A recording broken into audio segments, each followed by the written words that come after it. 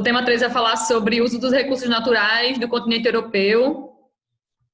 E vamos fazer um aporte histórico e também falar um pouquinho de hoje em dia, né, de atualmente. O que é que vem acontecendo no continente. Quais são as dificuldades que eles enfrentam, que os países europeus enfrentam em relação aos recursos naturais. Nós vimos, salvo engano, foi no tema 1 de vocês, dessa unidade 3, que boa parte da vegetação original do continente europeu, ela não existe mais, foi devastada, tanto pela ocupação humana, quanto também por práticas agrícolas. Isso é verdade, isso é um fato.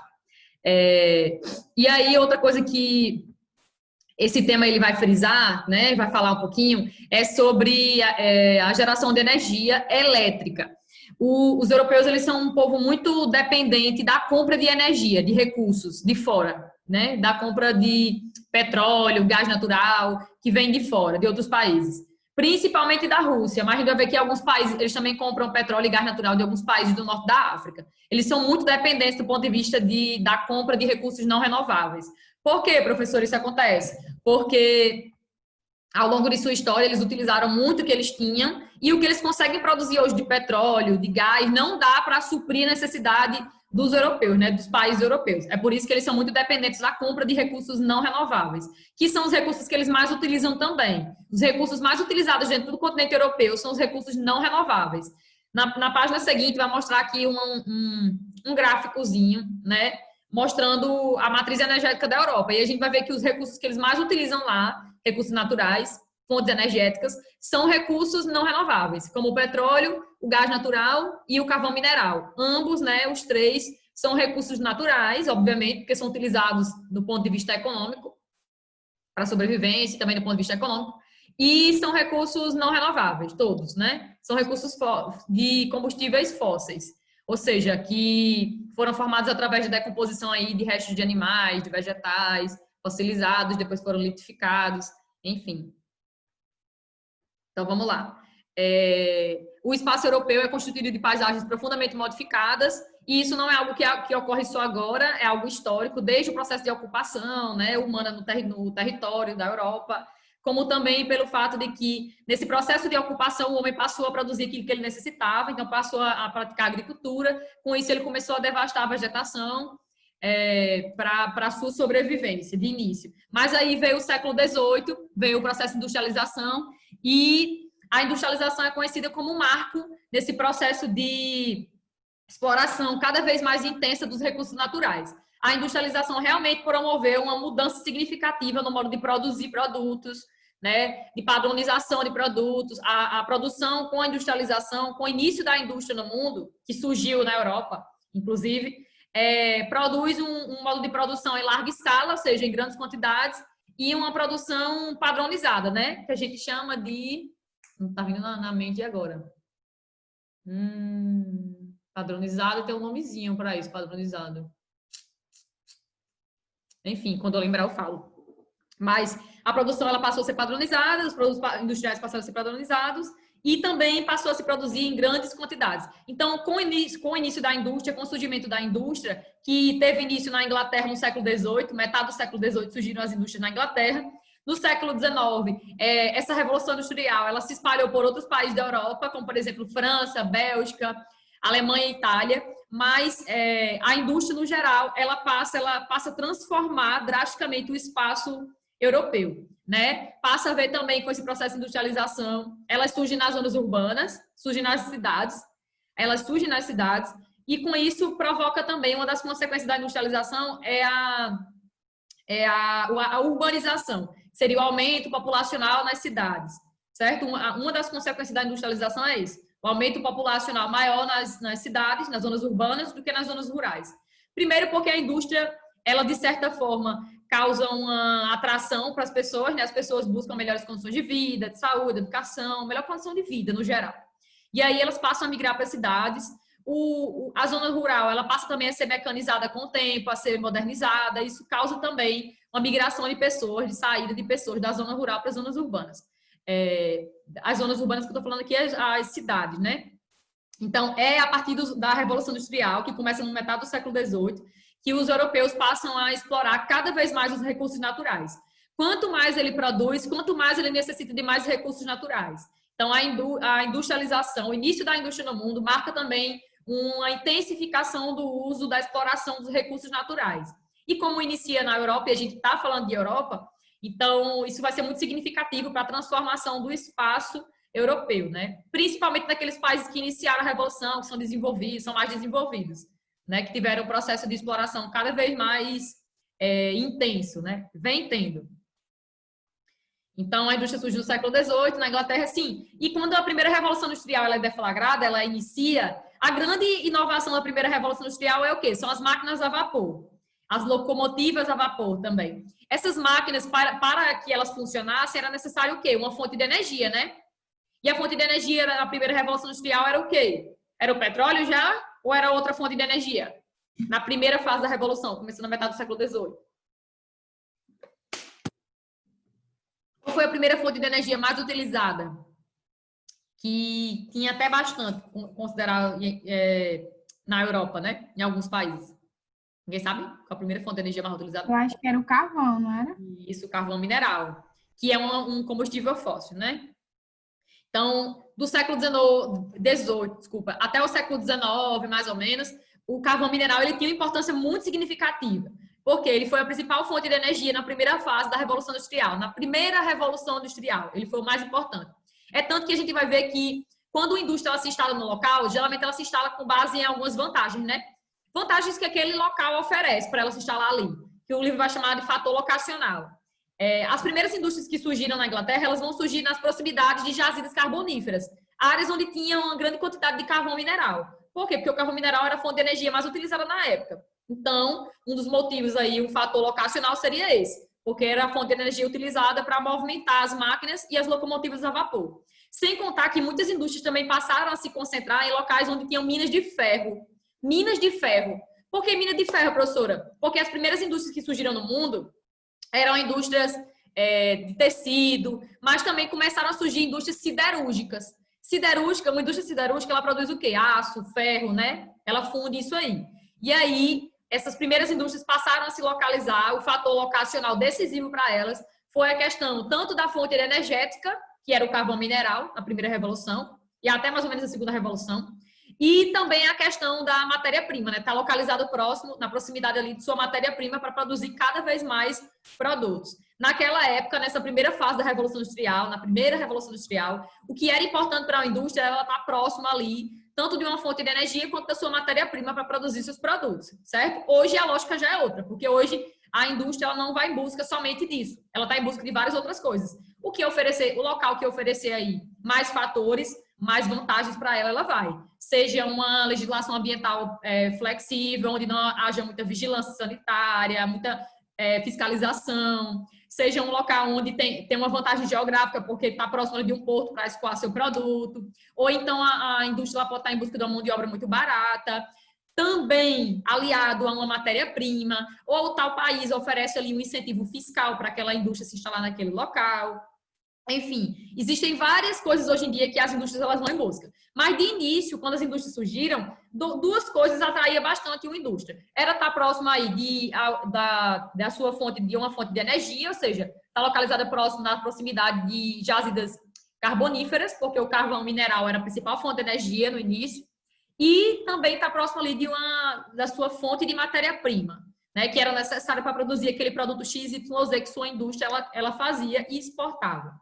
Então, essa é a lógica inicial. Então, a gente diz em geografia que a indústria, o processo de introdução, de origem das indústrias no mundo, ela muda muito drasticamente essa questão da utilização dos recursos naturais. O homem passa a utilizar muito mais do que ele utilizava no passado, certo?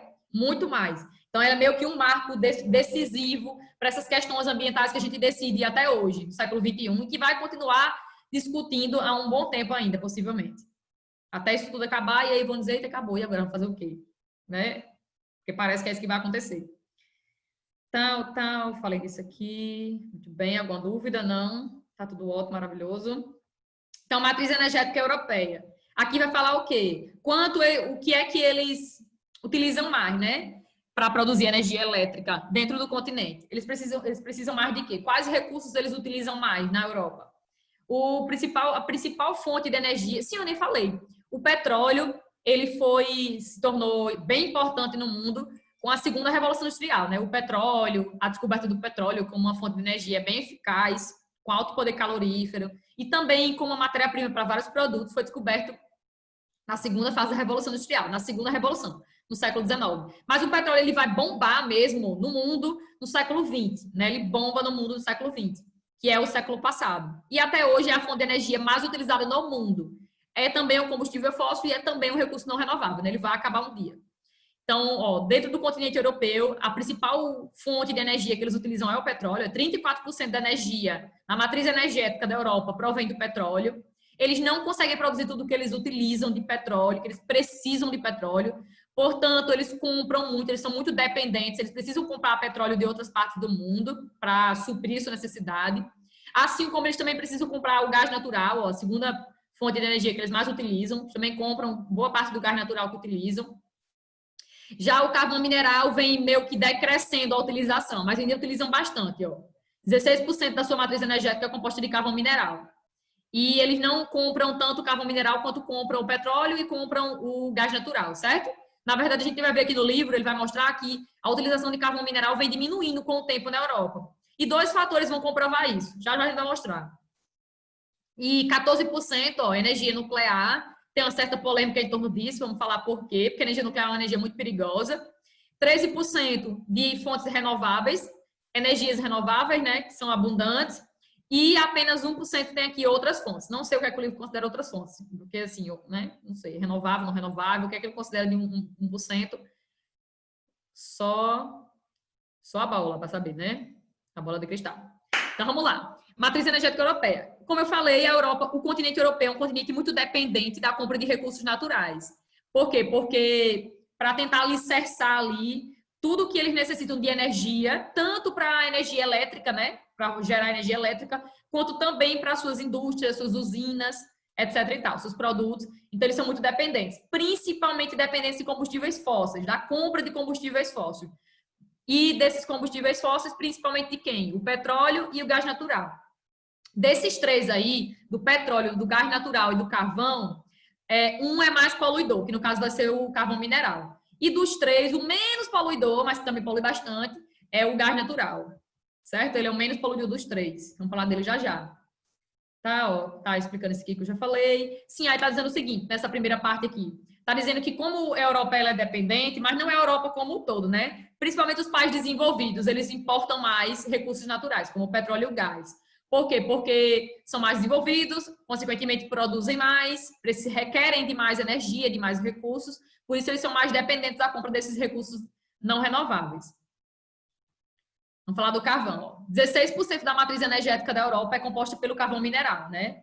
Mas eu falei que isso vem diminuindo, verdade. Existe uma perspectiva dentro do continente que eles estão diminuindo a produtividade em relação ao carvão mineral. Estão tentando utilizar menos carvão mineral. Primeiro porque é uma fonte de energia muito poluidora, ela é a mais poluidora dos 3, do carvão, petróleo e gás, ela é a mais poluidora. Segundo, porque tem essa questão aqui de que algumas jazidas carboníferas, elas vêm diminuindo a concentração de carvão, né, dentro do continente, o território que abrange aquilo ali, e também por causa da questão financeira, para explorar aquela fonte de energia, né, que de certa forma causa mais prejuízo do que benefício para o meio ambiente. Os países que mais produzem, embora venha diminuindo, né, a produção por carvão mineral, os países que mais utilizam são a Alemanha e a Polônia. Estão ali bem pertinho uma da outra. Deixa eu ver se eu coloco aqui, IBGE países.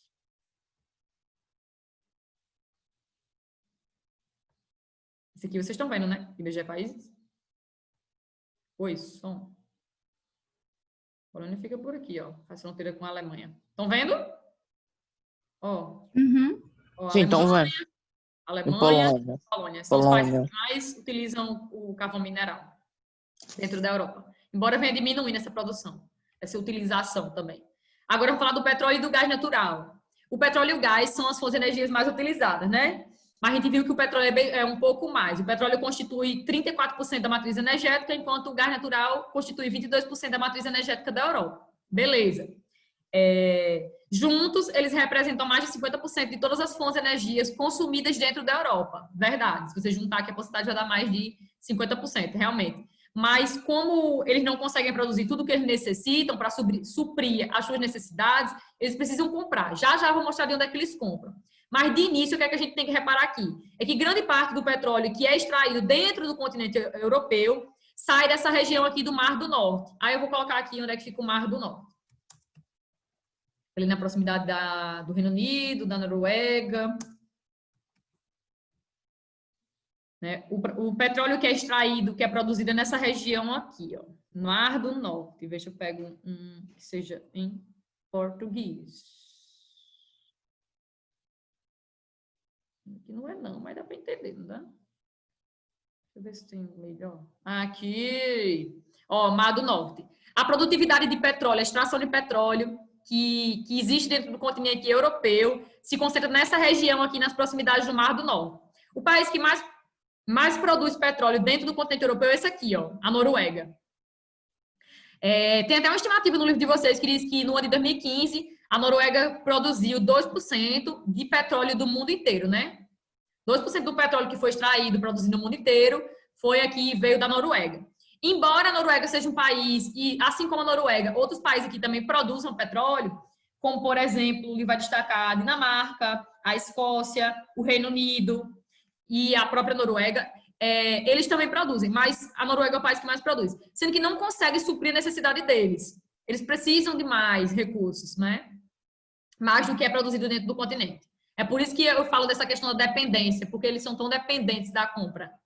E essa dependência, ela vai causar uma vulnerabilidade. Eu vou falar já já porque esses países se tornam vulneráveis a essa compra. Então, tá aqui. Vou passar para outra página. Vamos para a energia nuclear. Estou falando muito rápido, tá dando para entender? Tem alguma dúvida? Pode falar, fica à vontade. Se quiser, eu volto.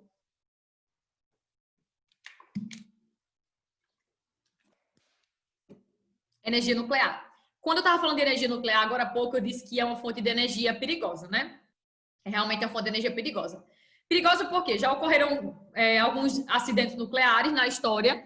O maior acidente nuclear da história, que é considerado da história, mas tem também essa questão de Fukushima no Japão. Mas, enfim, o maior acidente nuclear da Europa, que já ocorreu, foi em 1986, quando a Ucrânia, esse paizinho aqui, ó, Ucrânia, que hoje é independente, fazia parte da União das Repúblicas Socialistas Soviéticas. Fazia parte da União Soviética. Pode cortar essa... O maior acidente nuclear da Europa foi de Chernobyl, na usina de Chernobyl, em 1986. Na época, a União Soviética tentou esconder, fez muito mal, porque eles tentaram esconder informação para o mundo e para as pessoas que viviam dentro da União Soviética. Formou uma nuvem espessa de radioatividade que se espalhou por toda a Europa. Dizem também que essa nuvem chegou até a América, inclusive, né? E espalhou radioatividade, né? Por mais de um continente. E aí isso causou muito câncer nas pessoas com o tempo. Não existe ainda uma estimativa dizendo assim, estimativa precisa, né? Uma coisa precisa, dizendo morreu tantas pessoas por causa de Chernobyl. Não tem algo assim 100% de certeza, porque eles esconderam de início a informação que tinha acontecido. Aí, salvo engano, foi a Suécia, acho que foi a Suécia, os primeiros a detectar no ar um alto índice de radioatividade. Aí eles começaram a indagar a União Soviética. O que aconteceu? Aconteceu alguma coisa aí, não sei o quê? E eles não diziam se tinha acontecido alguma coisa. Aí isso demorou dias para poder as pessoas começarem a sair da cidade. As pessoas não sabiam, viviam na cidade e não sabiam o perigo que elas estavam correndo.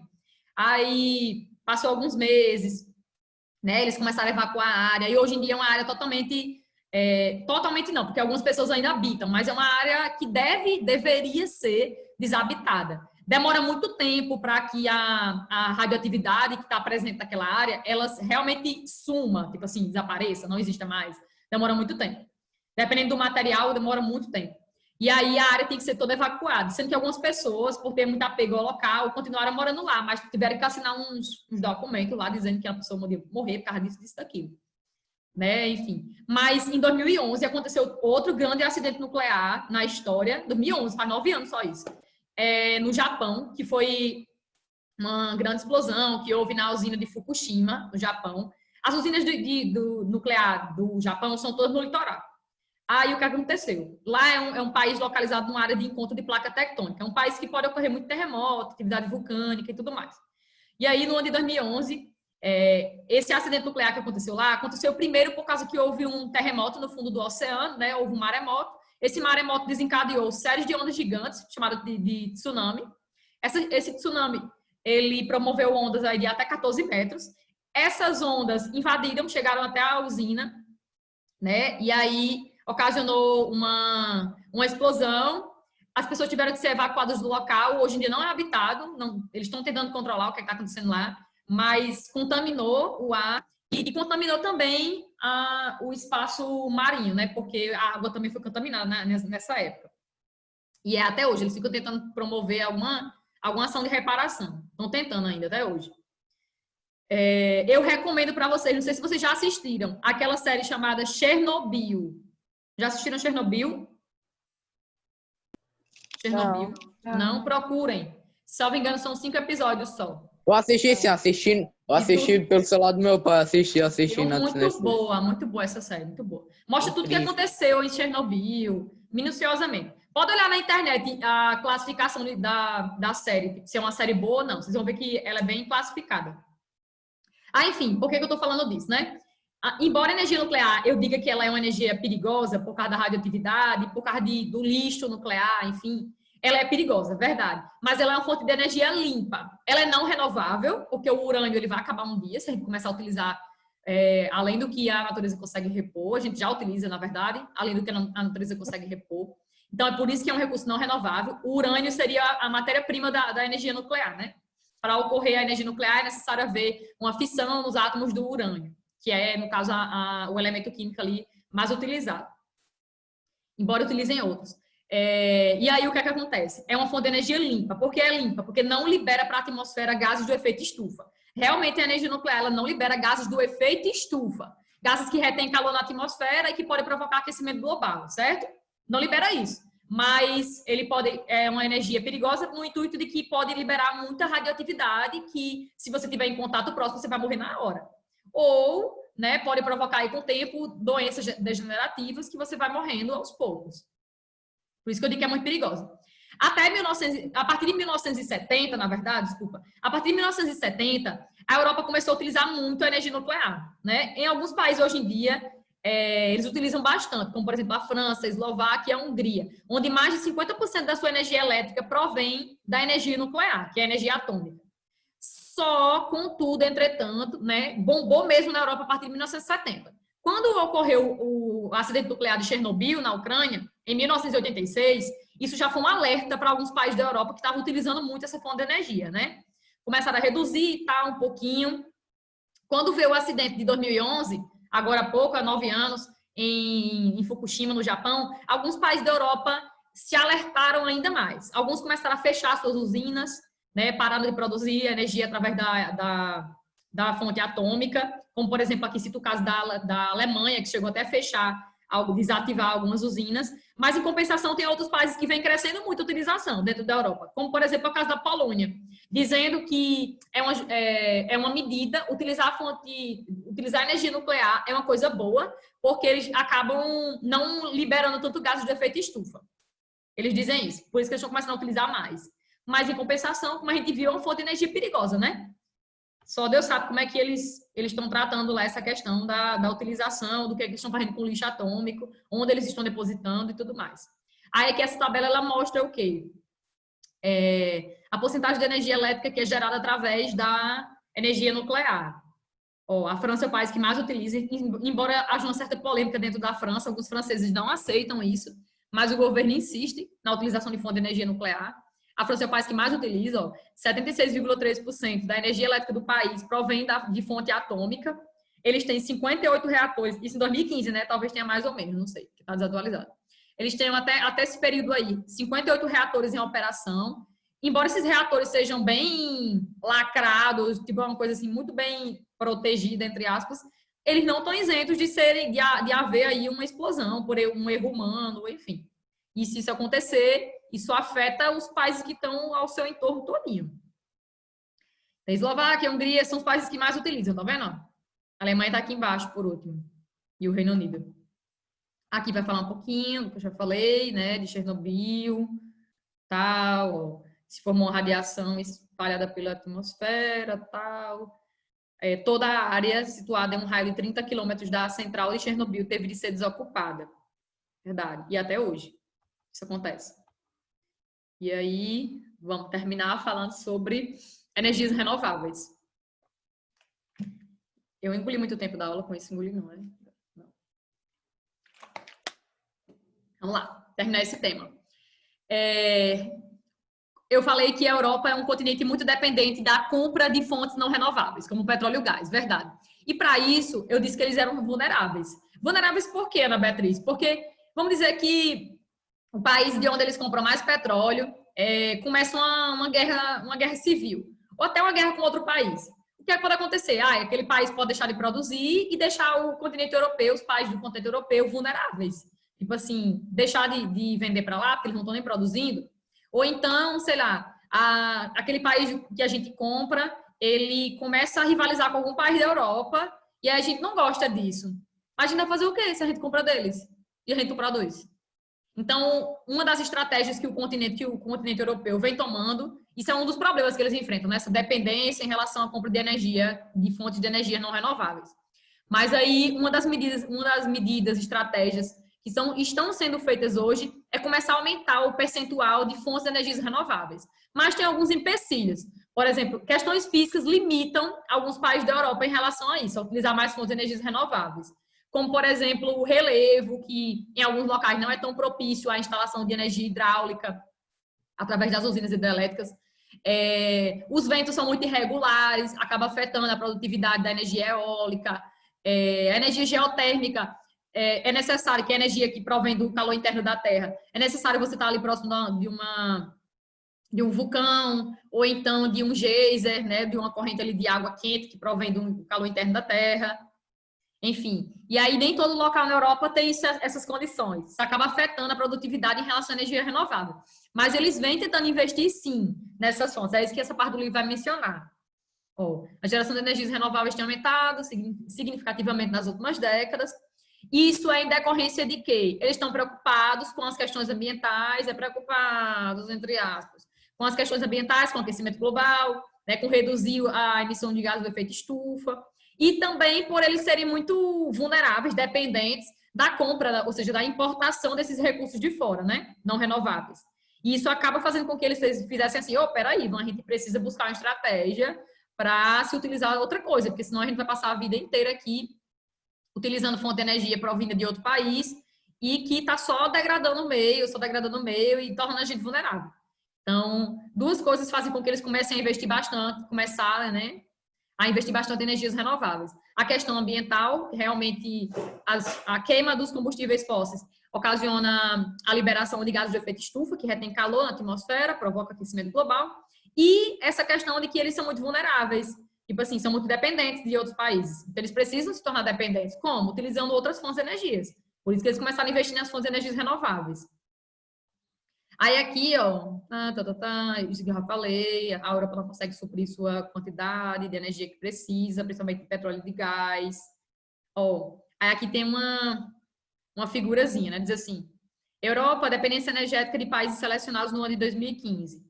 A Noruega, pode reparar que ela não é dependente, porque é o país que mais produz petróleo dentro da Europa, certo? Por isso que ela está assim.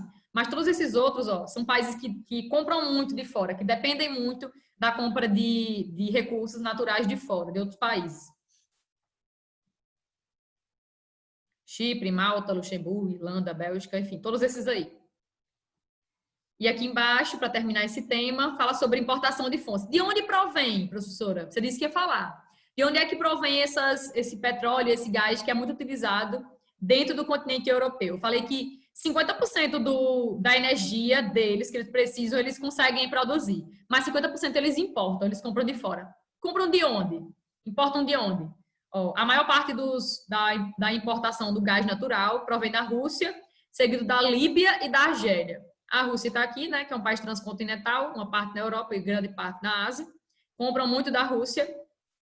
Teve até uma polêmica, né, em relação à Ucrânia, quando a Rússia começou a incentivar movimentos separatistas dentro da Ucrânia, e a Crimeia realmente foi anexada à Rússia no ano de 2014, teve muita polêmica, A ONU não aceitou isso aí, nem a Ucrânia aceitou isso aí, mas eles dizem que hoje a Crimeia pertence a eles, pertence à Rússia. Por quê? Porque essa preocupação com a Crimeia? Porque a Crimeia é um ponto de passagem de gasoduto, né? De petróleo, de gás aqui da Rússia para a Europa. E aí isso gerou muita polêmica. Embora a Ucrânia começou até a promover algumas medidas restritivas contra a passagem aqui de instalações russas dentro da Ucrânia. Justamente por causa dessas questões políticas de divergência que eles têm. Sim, aí eu disse que boa parte do gás ou vem da Rússia para a Europa, ou vem desse paizinho aqui, ó, da Argélia, ou da outro país.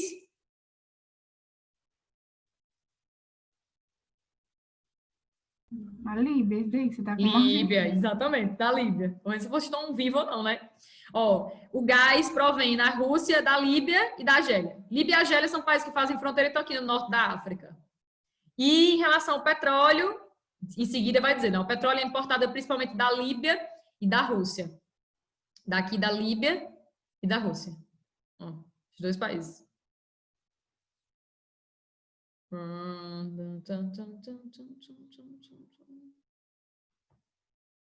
Espera aí.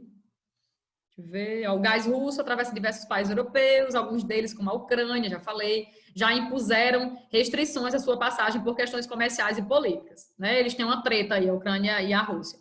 Principalmente por causa de 2014, com a anexação da Crimeia, que pertencia à Ucrânia, e a Rússia meio que tomou.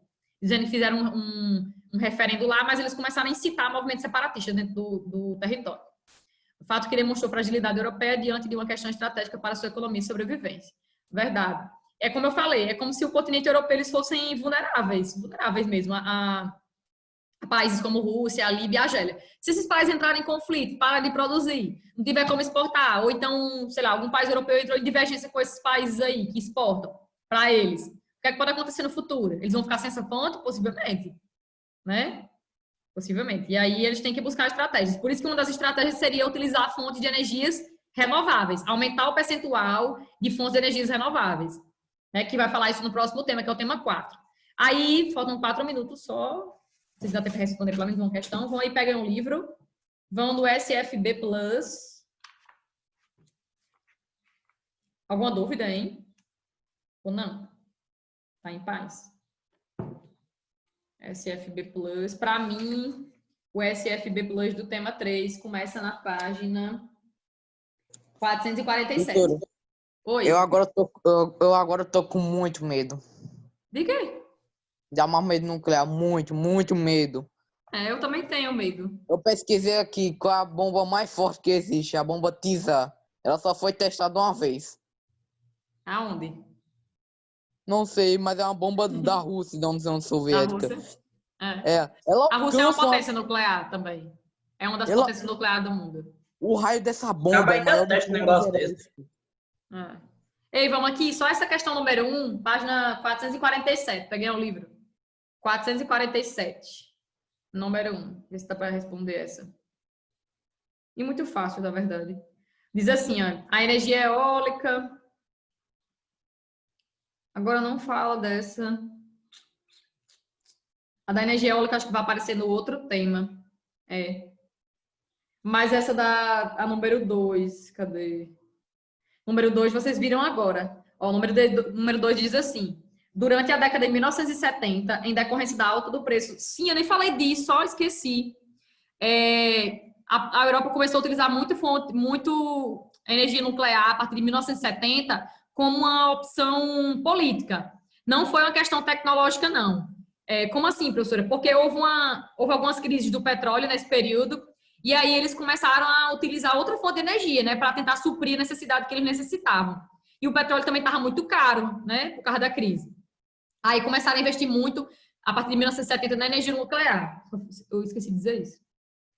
Então, durante a década de 1970, em decorrência da alta do preço do petróleo, foi amplamente utilizada no continente, porém, apesar de ser considerada limpa, alguns países apresentam programas de substituição dela.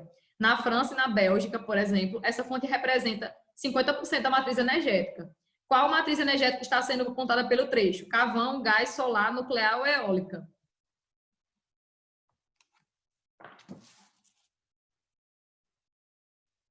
E aí? A nuclear, né? Que você tinha A nuclear, exatamente. Nuclear. Prontinho. Deixa eu só terminar isso aqui. Chamada. Ana Santana tá aí. Presente. Professora, a Arthur. página é qual? 447. Arthur. Tá. Arthur. Arthur. Não. Denis. Denis. Denis. Não. Evelyn. Presente. Emily. Presente. Enzio. Presente. Enzio, você chegou em qual aula? Foi nessa? Foi? Não, na outra, mas eu cheguei um pouco atrasado, tava procurando o fone. José Matheus. Entrou não foi, José Matheus? Lara. Tá, Lara. Lara. Presente. Presente. Lete. Presente. Lívia. Presente. Lucas Emanuel. Não. Presente. Entrou? Entrou nessa, não foi? Ah, tá. Não tinha visto, não. Lucas Manuel tá aí. Matheus não entrou, não Presente. foi? Aí, Mirelle. Presente. Moisés levantou a mão. Nicolas não entrou, não foi? Nicolas está no trabalho, graças a Deus. Paulo Henrique.